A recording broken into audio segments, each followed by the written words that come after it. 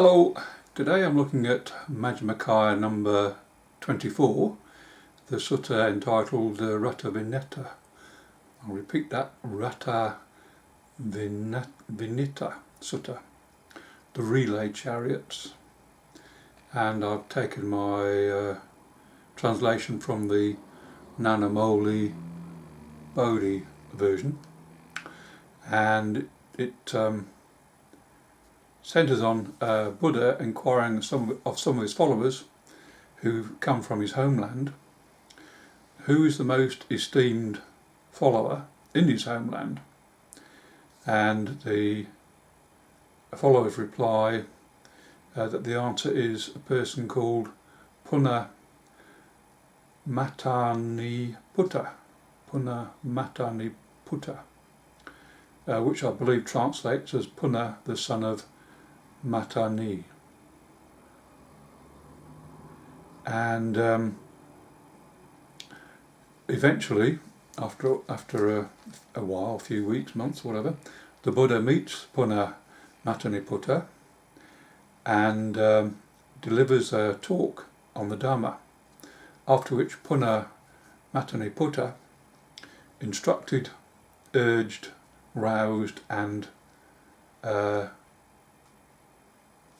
can't read my writing here, gladdened, wanders off to another grove to meditate.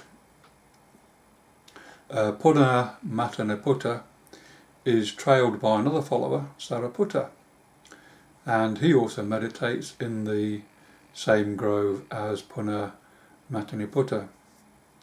After meditating, Sariputta introduced himself to Mataputta, not by name, but just comes up to him. There then follows what could be termed a catechism between Sariputta and Mataniputta, with Sariputta posing questions and Mataniputta giving the answers. So it goes something like, is the holy life lived under the Blessed One? Yes, friend, replies Mataniputta. Is it for the sake of purification of virtue? No, friend, replies Mataniputta.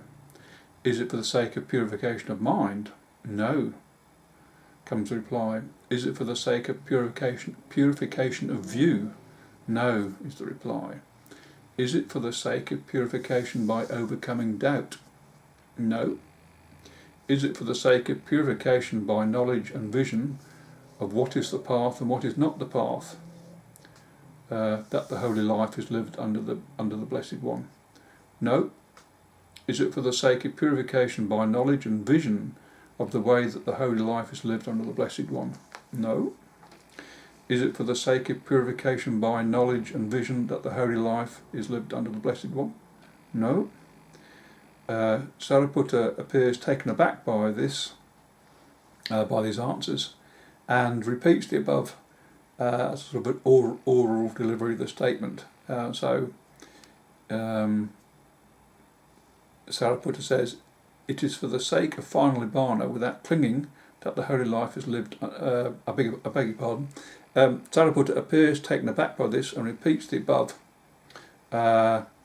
giving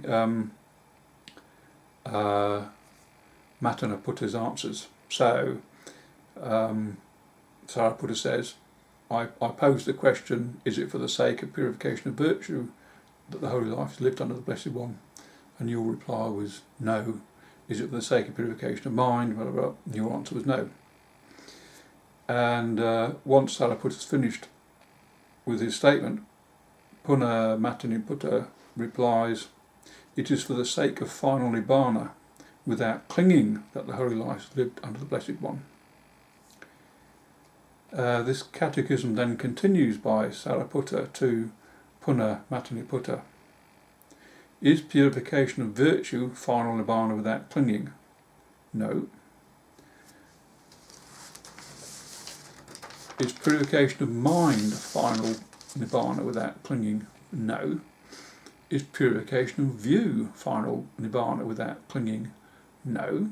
Is purification by overcoming doubt? final Nibbana without clinging? No. Is purification by knowledge and vision of what is the path and what is not the path final Nibbana without clinging? No. Is purification by knowledge and vision of the way final Nibbana without clinging? No. Is purification by knowledge and vision final Nibbana without clinging? No. But friend, asked Sariputta, is final Nibbana without clinging to be attained without these states? No. So again, I then went to the addenda of the translation by Majjhima Nikaya, and he's quite helpfully given a list of what each of these terms means as far as he understands them. So in the commentary of Sutta 24, note 288, Bhikkhus Bodhi has written, purification of virtue, or Sila Visuddhi, is adherence to the Buddha's moral precepts. Purification of mind, Chitta Visuddhi, is overcoming the 5 hindrances through the attainment of access, concentration and the jhanas. Purification of view, Ditthi Visuddhi, is the understanding that defines the nature of the 5 aggregates, the five aggregate constitutes that constitute a living being. I'll repeat that. Purification of view is the understanding that defines the nature of the 5 aggregates that constitutes a living being. Purification by overcoming doubt, Kanka Vitarani Suddhi, the understanding of conditionality. Purification by knowledge and vision of what is the path and what is not the path, that's Magga Magga Nana Dasa Navastati, the correct discrimination between the false path of the ecstatic exhilaration experience and the truth path of insight into impermanent suffering and not self. That is the 3 characteristics of existence. And purification by knowledge and vision of the way, Patapada Nana Dasana Visuddhi, is the ascending series of insight knowledges up to the supramundane path. And purification by knowledge and vision, Nana Dasa Visuddhi, is the supramundane path itself. So back to the text, Sariputta repeats back his questions and Punna Mata Niputta's answers, ending with, but then how should the meaning of these statements be regarded? Punna Mata responds, if the Blessed One had described purification of virtue as final Nibbana without clinging, he would have described what is still accompanied by clinging as final Nibbana without clinging. And if the Blessed One had described purification of mind as final Nibbana without clinging, he would describe what is accompanied by purification by clinging as final Nibbana without clinging. So he steps through each of these points again about what the Blessed One would have said, and concludes by saying, if final Nibbana without clinging were to be attained without these states, then an ordinary person would have attained final Nibbana, for an ordinary person is without these states. Punna Mantanipata then illustrates this with a simile. He says that suppose that King Pasanata of Kusala has some urgent business to settle at Saketa, and to get from his current abode at Savatthi to Saketa, he has 7 relay chariots ready for him. So he would leave his abode and ride from Savatthi in the first chariot and reach the second chariot. He would then dismount from the first chariot, mount the second chariot and ride as far as the third chariot. Dismount from the second chariot, mount the third chariot, and so on and so forth, until he eventually arrived at Saketa on the 7th chariot. When asked at his destination, that's Saketa, did you come from Savatthi by means of this relay chariot? How should he answer? Well, Mantanaputta continues, he should answer as follows.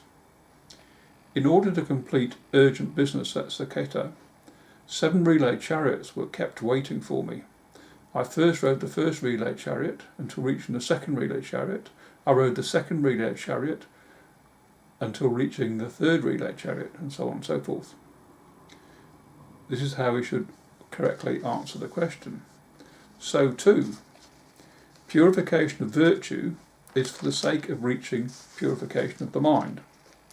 Purification of mind is for the sake of reaching purification of view. Purification of view is for the sake of reaching purification by overcoming doubt. Purification by overcoming doubt is for the sake of reaching purification by knowledge and vision of what is the path and what is not the path. Purification by knowledge and vision of what is the path and what is not the path is for the sake of reaching purification by knowledge and vision of the way. Purification by knowledge and vision of the way is for the sake of reaching purification by knowledge and vision.